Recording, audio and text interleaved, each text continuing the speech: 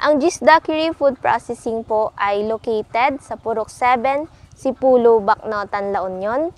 At nag-start po kami sa 2 pato. At dahil po sa Young Farmers Challenge Program, ito po ay aking napadami.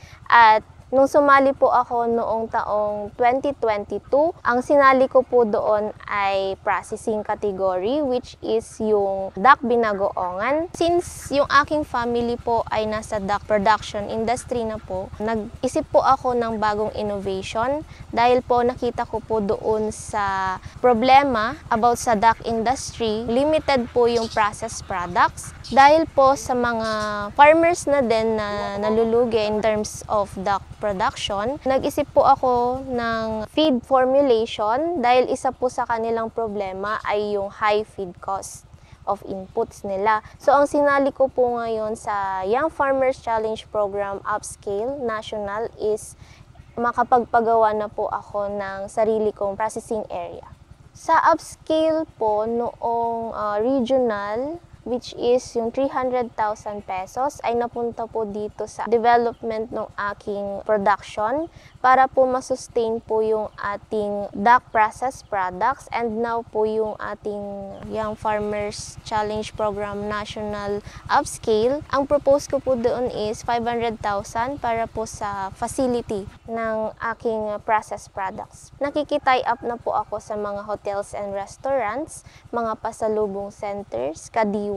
At saka nakita ko po yung dressed duck kasi ang isa sa mga kinukuha para sa mga hotels and restaurants na like mga Chinese restaurants. And for exportation naman po, ang kanilang ina-allow is yung ating processed products. Pero kailangan po natin ng FDA para po mai-align siya into other countries. Malaking tulong po sa akin yung pag mag-grant ko po yung National Upscale ng Young Farmers Challenge Program.